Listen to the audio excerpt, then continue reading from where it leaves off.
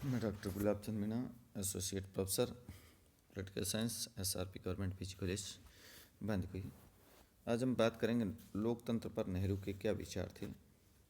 Democracy पर नेहरू के विचार बहुत स्पष्ट थे। पंडित जवाहरलाल नेहरू का जो समस्त चिंतन और कार्यकलाप इस बात के प्रतीक थे कि वो महान लोकतंत्रवादी थे और लोकतंत्र में उनकी गहरी आस्था थी। वो राजतंत्र, कुलीनतंत्र और अधिनायकवाद, इन सभी राजनीतिक व्यवस्थाओं के कटु आलोचक थे। जो लोकतांत्रिक मार्ग, जो डेमोक्रेटिक जो मार्ग में वो सदैव विश्वास करते थे, उनका मानना था कि राजतंत्र का अब युग लद गया है और उसे राजे महाराजाओं की अब कोई आवश्यकता नहीं। वो स्वतंत्र भारत के लिए, ये विश्व के किसी भी राज्य के लिए लोकतंत्र को ही सबसे उपयुक्त शासन प्रणाली मानते थे। इसलिए साम्यवाद की प्रगति से वो प्रभावित होते हुए भी नेहरू साम्यवादी शासन को आदर्श के रूप में स्वीकार नहीं कर सके। वो अपने लक्ष्यों की प्राप्ति के लिए वो किसी ऐसी व्यवस्था को नहीं अपना सके जो हिंसा, क्रांति, युद्ध और विनाश के साधनों के आधार पर कार्य करती हो। वो इस बात को स्वीकार करते हैं कि व्यवहार के अंतर्गत लोकतंत्र में अनेक कमियां होती हैं, लेकिन फिर भी वो सुदृढ़ आधारों पर परिवर्तन लाने का एक प्रभावी साधन मानते हैं। लोकतंत्र में कुछ ऐसी बातें हैं जिसे अन्य किसी भी राजनीतिक व्यवस्था की तुलना में श्रेष्ठ बना देती है। व्यक्ति और समूह दोनों की स्वाधीनता, विचार और कार्य की सीमित स्वतंत्रता, वयस्क मताधिकार, निर्वाचित प्रतिनिधियों द्वारा शासन संचालन, शासकों को बदलने का जनता का अधिकार, इन सबसे आगे बढ़कर समानता, और समानता से उनका आशय विकास के लिए अवसरों की समानता से था। यही तो उनका सच्चा समाजवाद था। इसमें बात नहीं थी कि समाज में जो व्यक्ति जितनी अधिक कमजोर स्थिति में, उन्हें विकास के लिए उतनी अधिक सुविधा दी जानी चाहिए। लोकतंत्र एक व्यापक धारणा और व्यवस्था के रूप में दिखाई देता है। पंडित जवाहरलाल नेहरू की आस्था लोकतंत्र की धारणा में विश्वास थी। वो लोकतंत्र को एक राजनीतिक व्यवस्था मात्र नहीं, जीवन के विविध पक्षों, राजनीतिक, सामाजिक, आर्थिक से जुड़ी हुई एक व्यापक व्यवस्था मानते हैं। उनका विचार था कि सामाजिक और आर्थिक लोकतंत्र के अभाव में राजनीतिक लोकतंत्र का कोई मूल्य नहीं। सामाजिक आर्थिक लोकतंत्र के अभाव में राजनीतिक लोकतंत्र का कोई मूल्य नहीं है। उनकी दृष्टि से राजनीतिक लोकतंत्र का महत्व है कि वह सामाजिक लोकतंत्र की दिशा में एक चरण है। उन्होंने स्वयं एक बार पत्र में लिखा था कि व्यक्तिगत रूप से राजनीतिक लोकतंत्र को स्वीकार करने के लिए तैयार हूँ, केवल इस आशा के साथ कि वह सामाजिक लोकतंत्र में परिवर्तन हो जाएगा, और राजनीतिक लोकतंत्र लक्ष्य तक पहुँचने की एक मार्ग है और स्वयं कोई लक्ष्य नहीं। वो लोकतंत्र को एक शासन प्रणाली नहीं, उन्हें एक जीवन दर्शन मानते हैं। और स्वयं नेहरू के शब्दों में लोकतंत्र तो एक जीवन पद्धति है, सोचने का एक ढंग है, परिस्थितियों से निपटने का एक तरीका है, और इस बातों को दर्शाता है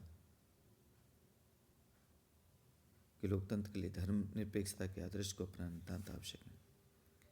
लोकतंत्र एक गतिशील धारणा, लोकतंत्र के जो सामाजिक आर्थिक न्याय के साथ समन्वय की आवश्यकता पर नेहरू ने बहुत बल दिया था। पंडित जवाहरलाल नेहरू को मानना था कि लोकतंत्र एक गतिशील और निरंतर विकास में अवधारणा है। लोकतंत्र संबंधी 19वीं सदी की धारणा, यानी कि प्रत्येक व्यक्ति को एक वोट प्राप्त हो, और उन दिनों के लिए ठीक और काफ़ी थी। आज वो अपूर्ण है। लोग आज अधिक व्यापक और अधिक गंभीर लोकतंत्र के बारे में सोचने लगे। आखिर एक वोट का अधिकार रखने वाले भिखमंगे या एक वोट का अधिकार रखने वाले लखपति सेठ के बीच क्या समानता हो सकती है? भारी संपत्ति के स्वामी के पास अपना प्रभाव डालने के सैकड़ों उपाय। एक निर्धन व्यक्ति सर्वथा वंचित है। अति शिक्षित व्यक्ति और बिल्कुल अशिक्षित व्यक्ति के बीच कोई समानता नहीं। आर्थिक क्षमता, शिक्षा, दूसरी बातों के कारण लोगों की वास्तविक स्थिति के बीच बड़ा भारी अंतर है। नेहरू का विचार था कि पूंजीवादी व्यवस्था में लोकतंत्र को अपनाना संभव नहीं। यदि ऐसे समाज में लोकतंत्र स्थापित हो भी जाए तो दरिद्रता, आर्थिक विषमताएं, सामाजिक असमानताओं के वातावरण में वह ज़्यादा दिन जीवित नहीं रह सकता। और 20वीं सदी में, विशेषतः भारत की परिस्थितियों में, लोकतंत्र की सफलता तभी संभव है जब लोकतंत्र को सामाजिक आर्थिक न्याय के साथ समन्वय हो। आवश्यकता इस बात की व्यक्ति की गरिमा, सामाजिक आर्थिक न्याय के बीच समन्वय स्थापित किया जाए। नेहरू के लिए लोक कल्याण का राज्य और समतावादी समाज की स्थापना आवश्यक है। नेहरू का विचार था कि भारतीय समाज के दलित और पिछड़े हुए वर्गों को विशेष संरक्षण और विकास के लिए विशेष अवसरों की व्यवस्था नितांत आवश्यक है। आर्थिक क्षेत्र में नियोजन की पद्धति को अपनाकर सभी वर्गों को आर्थिक और सर्वांगीण विकास की दिशा में आगे बढ़ाना होगा। संविधानवाद और नागरिक अधिकारों पर बल दिया। नेहरू सर्वाधिकारवादी दृष्टिकोण के प्रबल विरोधी थे। संविधानवाद में उनकी गहरी आस्था थी। संविधानवाद व्यक्ति के शासन की तुलना में विधि के शासन को स्वीकार करता है। नेहरू लोकतंत्र के लिए आवश्यक मानते थे। सामाजिक और आर्थिक परिवर्तनों के लिए राज्य के लिए व्यक्ति के जीवन में हस्तक्षेप करना आवश्यक हो सकता है। किसी भी स्थिति में व्यक्ति के जीवन में राज्य को अमर्यादित और सीमित रूप से शक्ति का प्रयोग का अधिकार नहीं होना चाहिए। लोकतांत्रिक व्यवस्था के आवश्यक अंग के रूप में नेहरू ने नागरिक अधिकारों को अत्यंत महत्वपूर्ण माना, किंतु साथ ही उन्होंने इस बात पर बल दिया कि लोकतांत्रिक व्यवस्था के अंतर्गत नागरिकों में कर्तव्यों के प्रति निष्ठापूर्ण समर्पण आवश्यक है।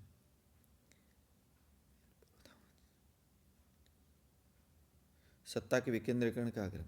नेहरू राजनीतिक शक्ति के केंद्रीकरण को लोकतांत्रिक व्यवस्था के लिए एक संकट मानते थे। उनका विचार था कि सत्ता के दुरुपयोग को रोकने का एक ही मार्ग हो सकता है, वह नीचे के स्तरों तक सत्ता का विकेंद्रीकरण। नेहरू ने अपनी इस मान्यता के आधार पर 2 अक्टूबर 1959 को लोकतांत्रिक विकेंद्रीकरण की योजना बनाई थी। लोकतंत्र नैतिक मापदंडों और मान्यताओं की योजना। नेहरू लोकतंत्र को केवल एक राजनीतिक व्यवस्था नहीं वरन नैतिक मापदंडों और मान्यताओं की योजना बनाते थे। मेरे विचार में लोकतंत्र का अर्थ एक विशेष प्रकार की सरकार और कानून संस्था से कुछ अधिक है और एक आवश्यक रूप से जीवन के नैतिक मापदंडों मान्यताओं की एक योजना है।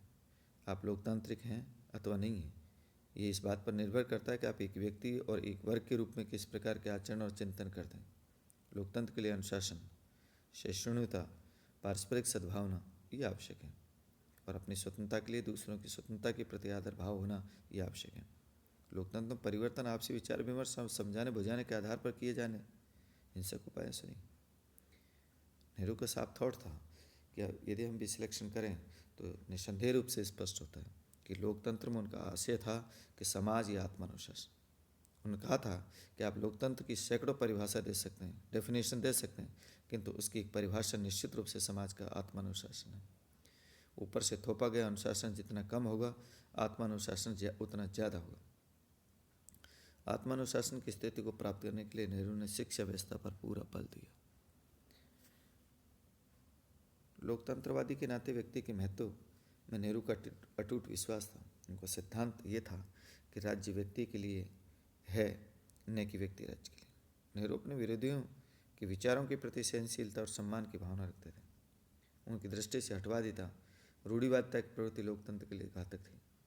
लोकतांत्रिक भावना की मांग है कि हम अपनी समस्याओं का निराकरण आपसी विचार विमर्श और तर्क वितर्क और शांतिपूर्ण उपाय से करें। नेहरू हर कार्य को लोकतांत्रिक ढंग से करने के आदी थे। वो समुचित संवैधानिक साधनों द्वारा अपनी मांगे मनवाने, निर्णयों में परिवर्तन करने के प्रयत्नों के पक्ष में थे, लेकिन प्रत्यक्ष कार्रवाई जैसी कोई भी आंदोलनात्मक तकनीक उनकी दृष्टि से लोकतांत्रिक थी।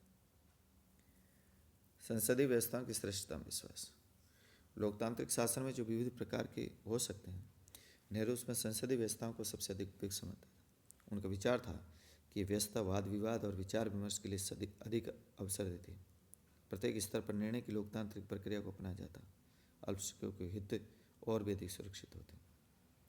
नेहरू लोकतांत्रिक व्यवस्थाओं की कमी और बुराई से परिचित थे, लेकिन उनका दृढ़ विश्वास था कि लोकतंत्र की बुराई ऐसी नहीं है जिन्हें दूर नहीं किया जा सके। आर्थिक समानता की स्थिति और उचित शिक्षा, यदि उत्कृष्ट नैतिक चरित्र की स्थिति को अपनाया जा सके तो लोकतंत्र के सफल संचालन कोई संदेह नहीं। और नेहरू ने एक बात और कही, लोकतंत्र व्यवस्था को और आगे बढ़ाना है, व्यवस्था को मजबूत करना होगा, तभी हम सच्चे मायने में लोकतंत्र को और सफल बना सकते। नेहरू लोकतांत्रिक आचरण के श्रेष्ठ उदाहरण थे। लोकतंत्र के प्रति नेहरू